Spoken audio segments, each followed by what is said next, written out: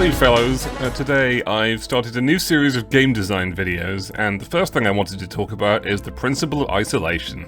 And this video is pretty much inspired by a Snowman gaming video, full disclosure for that, and it's also inspired by my nephew eating porridge. So what happened was, my nephew was eating porridge, he likes porridge, he was 1 year old, and he was being introduced to raisins, so a good way to introduce him to food was to put it in his porridge.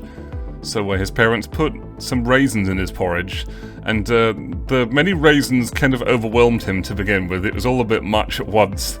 So this was the moment where I was reminded of the mighty principle of isolation, where you should introduce these new elements one at a time and not a bunch of things at once. So we gave him one raisin, and yeah, sure enough, the little guy took the raisin and thought, oh, what's this? Oh, I guess I'll try this, and he was introduced to raisins, and he found out they are not poison, and I'm guessing he was able to eat many raisins afterwards. But this really showed me that on a primal level, it's best to introduce these new things one at a time, and not introduce a bunch at once.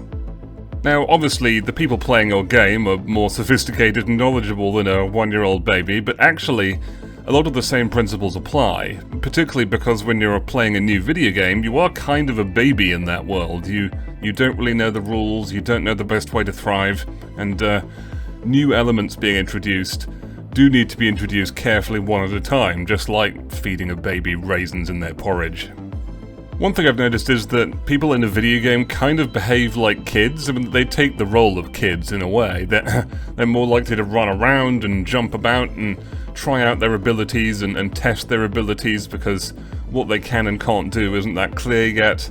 And so they behave quite a lot like kids in a playground. They'll just climb on everything and jump on everything. I mean, particularly Mario games, but even if you look at GTA games or something, you're encouraged to kind of jump into weird places to pick up hidden packages or whatever. It's important to remember that as the guy who made the game, you know all sorts of things and you're able to take all sorts of things for granted that your players can't. In a way, they're a bit like the children and you're kind of like the parent putting the raisins in their porridge and teaching them how things are. Even if your gamers are experienced players of other games and know a lot of the conventions like moving around with WASD or whatever, it's still the case that the game rules of most games are kind of artificial, and in a way I think we sign up for a video game experience so that we can experience the wonder and confusion of childhood again. I had an experience about this showing Super Space Slayer 2 at gaming events. The second level featured an enemy that died in 2 hits rather than 1, and that sounds like a simple enough thing, but I just remember that enemy not exactly blowing someone's mind, but just being a bit eyebrow-raising. So I thought, whew, good, I was right to introduce that in the second level, and just make it a bit more exotic, because to begin with you want to illustrate that your guns kill things, and then only later on do you want to illustrate that things die in more than 1 hit. This really reinforced the idea that I was right to introduce the elements one at a time, and not just crowd them in for fear of boring the player. Early demos of Super Space Slayer 2 that I made actually did feature a level with 5 different kinds of enemies and stuff just for me to work with, but even then I knew that I could probably stretch these 5 enemies out for maybe even the whole game. If you're building a game and you have multiple enemy types and stuff, it's quite likely you have a lot more content than you think you do if you just introduce it to the player one piece at a time. If you follow this design principle and add elements into your game one at a time carefully and let the player understand them, then it's kind of like adding ingredients to their porridge until it becomes a delicious muesli. Start with the basic porridge and figure out what the basic porridge of your game really is, and then introduce the elements one at a time.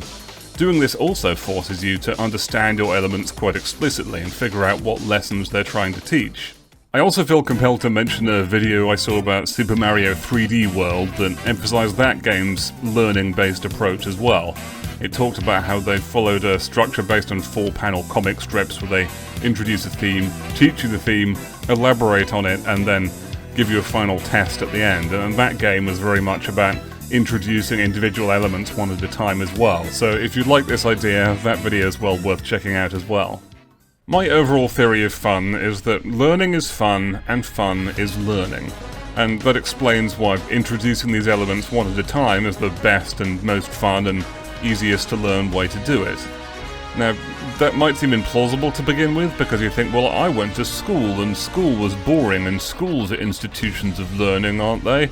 I mean, that occurred to me as well as a counterexample, but then I realised that kind of shows how perverse school is, where people go there to learn, and they just associate learning with boredom, which I think is a real mistake. And my thought there would be, in the times when you were having fun in school, chances are you were learning something, and in the times that were boring, chances are you weren't learning anything. That they might have been on paper institutions of learning, but in a way schools get you to perversely associate learning with sitting around and being bored and using textbooks all the time, when that isn't really how learning happens. So I don't know, thumbs down for school, I guess.